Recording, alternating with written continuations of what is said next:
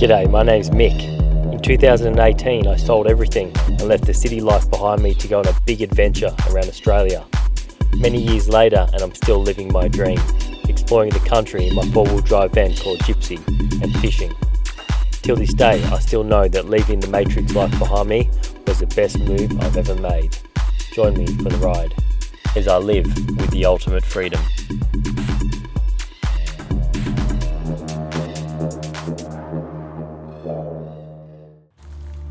Food is one of my top priorities. Today I'm going to show you how I can live like a king on only $50 a week for my food. For me, food is my medicine. I stay in optimal health. I haven't seen a doctor for about 10 years. Haven't used any pharmaceutical drugs since I've been on the road. I save a lot of money and I feel really good because I'm putting good food into my body. Really, to survive, our most basic need is only really food and water.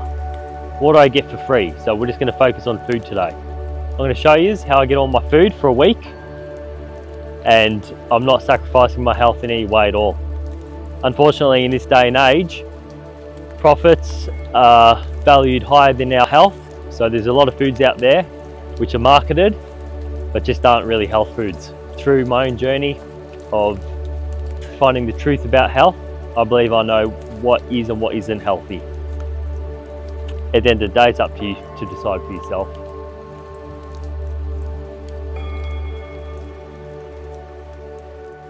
There's plenty of bush tucker around Australia. In fact, just in the car park here at the beach, I can see right near my van, I can see 3 different types of bush foods. Let's have a look. The figs that are growing, the red ones are ripe, but to be honest, they're quite dry inside, and I'd rather just leave them for the ants to eat and the birds. There's also this cheese fruit growing, also known as Great Morinda. It has quite a strong taste, and although it's got a lot of medicinal properties, it's not something that I would eat on a regular basis.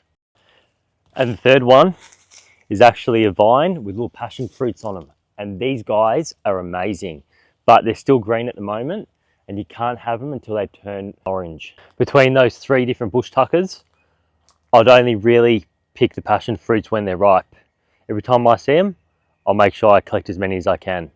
But as for the other 2, for me, they're really only survival food. Or the Morinda is the great medicine if you're sick. Up in the north end of Australia, there's also a lot of these little green ants. And you can actually just eat that little green bit, kind of stuck on it. And it's actually quite sour, like a sour lolly. All right, I'm going to take you for a drive now in Gypsy van to another spot where we can forage some really good fruit.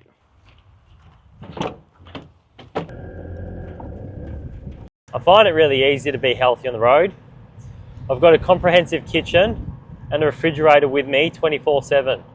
So I can literally just pull over anywhere, cook up a meal, and not have to spend heaps of money. I don't see really any point in eating out, because I find that in Australia, most restaurants and all the fast food chains use really cheap, highly processed oils like canola and vegetable oil. And I believe that they're probably some of the nastiest things for our health, especially our gut health. All right, it's time to get the coconut pole out now. This is my homemade coconut fruit pole, and also doubles up as my party pole for when we go to doofs and that. If you haven't seen my bush doof video, check it out as well. Mangoes were introduced to Australia in the 1800s and are widely available around the top end. Would you like one? You can do them green, you know. That's sweet, actually. No worries. Enjoy. Wow, I've got so many mangoes. What's your name? Yeah, Bushman Mick. Yeah, and Instagram as well. There you go. Thank you so much. There's so much, and they just get wasted. They just drop on the ground. Yeah. The bats eat them. Yep, sure. No worries. Thank you so much. All good. Thank you. If you want some mangoes, you can't hide on the sideline. You're from Nepal? Yeah, I'm from Nepal. You're just visiting, or you live here now? Feeding Darwin. Yeah. Thank you. You have a good night, huh?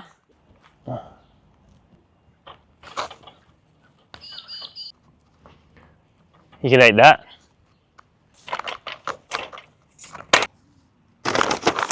That's what I call a really good haul of mangoes, organic and free.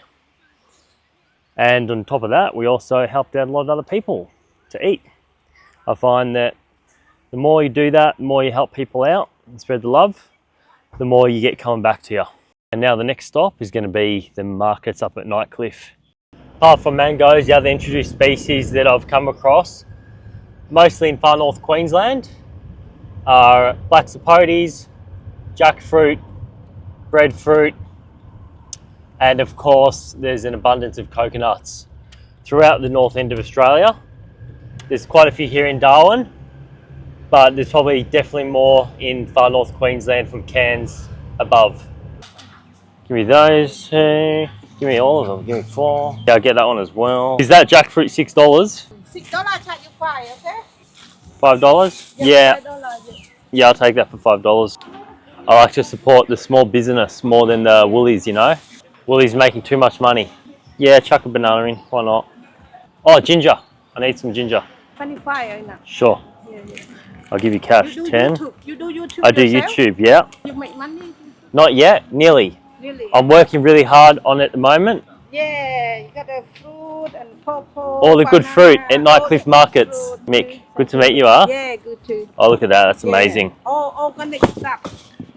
Thank you. It was $10 a kilo less than what it is at Woolies. And she chucked in all that extra for free. And bananas, cheaper than Woolies as well. I paid $2.99 a kilo. And heaps of papayas as well. I love these things. Heading down to the local jetty now. Stay tuned. I'm going to share some of my secrets on how to catch really good fish.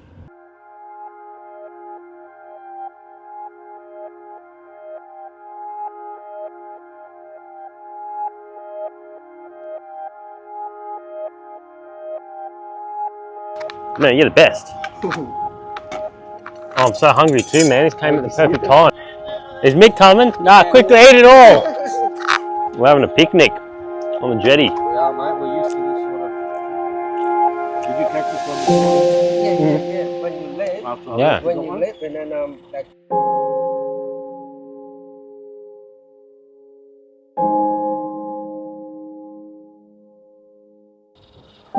Here you go, mate. Have some to eat. Well, he loves that.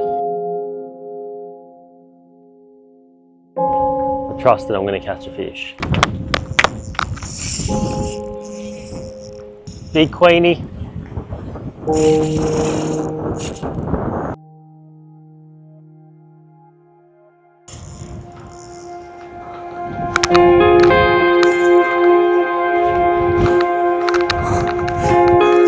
What's your name? Chris, Mick. All right, I'm just going to tire her out a bit more and then we'll get her in. Lost it.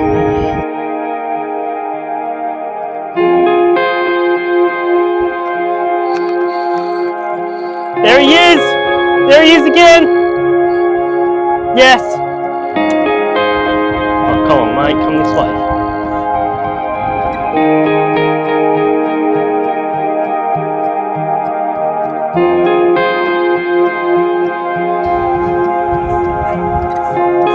Almost there. Alright, I'll bring a knife down, bro. Run this knife down, bro.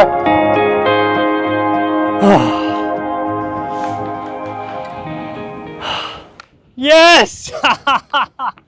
That's it, bro. I'm so glad you come. Oh, man, what a stonker. Oh, there we go. Almost the same length as my leg. That's yesterday's boy. The wind. Check it out, bro. Finally got a really good queen fish. Guys, I can't tell you how rewarding it is to catch a big fish like that, a big queenie. Not the biggest one I've ever got, but really good fight. And a lot of good food on that. And I'm so happy. It's just made my day. And that's how I catch fish to eat, living on the road, saving costs, eating fresh, staying healthy, getting plenty of sun. Oh, I love my life. Bro, get in here. And I couldn't have landed this fish without this man here, my mate Paul. Wear shorts. Basically, I've got 3 rods. All of them have got braid line on them, 30 or 50 pound. And I'm using a 60 pound leader. Hooks, I'm just using like a circle hook from Kmart. That's all you need. And just a rutting sinker. I'm using a size 4, size 5 sinker. And the leader's about 80 centimeters to a meter.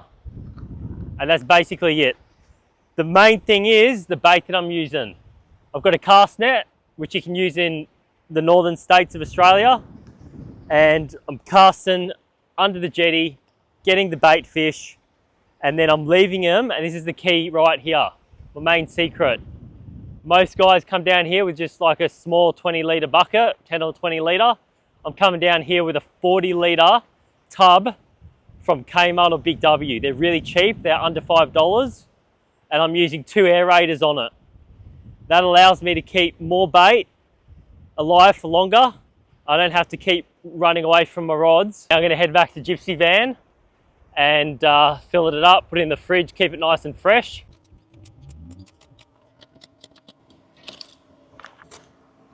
Wow, what a nice fillet.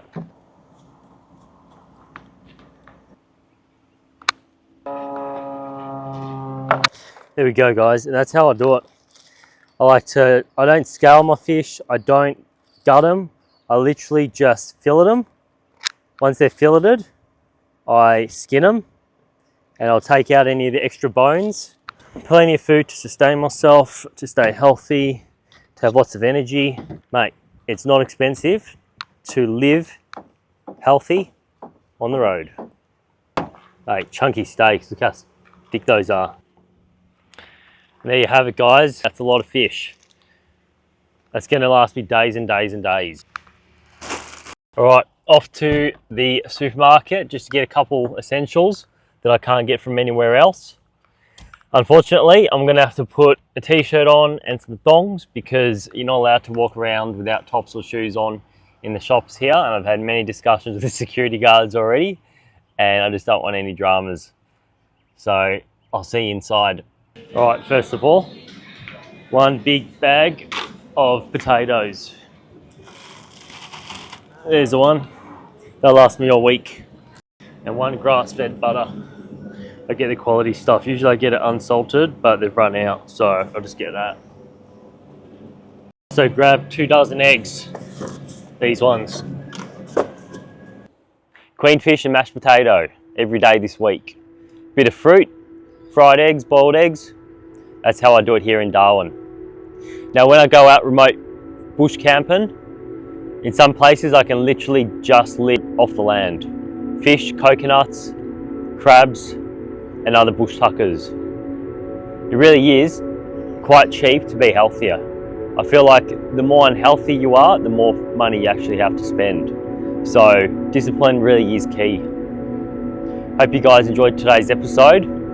If you'd like to see more content related to traveling around Australia, please subscribe, give us a like, give us a comment, and you can check out my Instagram as well if you're on there, at Bushman Mick, or one word. Thanks for watching. Hope to see you on the road one day.